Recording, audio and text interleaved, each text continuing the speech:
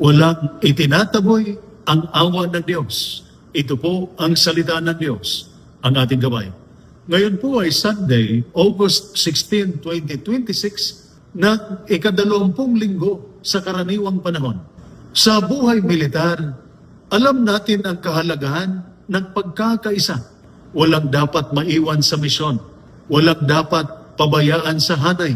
Kapag may nasugatan, tinutulungan. Kapag may nanghina, pinapalakas. Kapag may naligaw, hinahanap. Ganyan din ang puso ng Diyos. Sa Kanya, walang outsider. Walang taong sobrang layo para hindi na abutin ng Kanyang awa. Sa unang pagbasa mula sa aklat ni Propeta Isaias, chapter 56, verses 1 and 6 to 7, sinabi ng Diyos, ang aking bahay ay tatawaging bahay dalanginan para sa lahat ng mga bayan. Ibig sabihin, ang Diyos ay hindi lamang para sa iisang grupo, lahi o uri ng tao. Tinatanggap niya ang bawat pusong mapagpakumbaba at lumalapit sa Kanya. Sa ikalawang pagbasa mula sa sulat ni San Pablo sa mga taga-Roma, chapter 11, verses 13 to 15 and 29 to 32, lumapit kay Jesus ang isang babaeng Kananiya para sa kanyang anak. Tila tahimik sa Jesus sa simula at gusto pa siyang paalisin ng mga alagad. Pero hindi siya sumuko.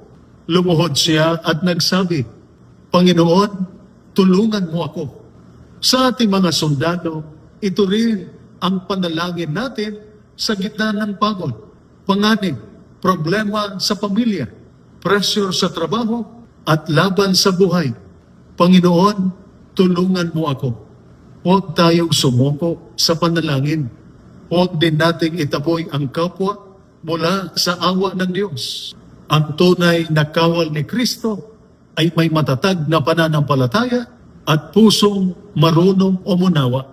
Ito po ang salita ng Diyos, ang ating gabay. Manalangin tayo. Panginoong Diyos, tulungan mo ang aming mga sundalo na magkaroon ng mapagpakumbaba at matiyagang pananampalataya. Turuan mo kaming huwag sumuko sa panalangin at huwag itaboy ang sino man mula sa iyong awa sa pamamagitan ni Kristo ng aming Panginoon. Amen. At sumainyo at sa inyong pamilya ang pagpapala ng makapangyarihang Diyos, Ama, Anak at Espiritu Santo. Amen. Santa Maria, Ina ng Diyos, ipanalangin mo kami. San Jose, ipanalangin mo kami. San Miguel Arcangel, ingatan mo kami. Amen.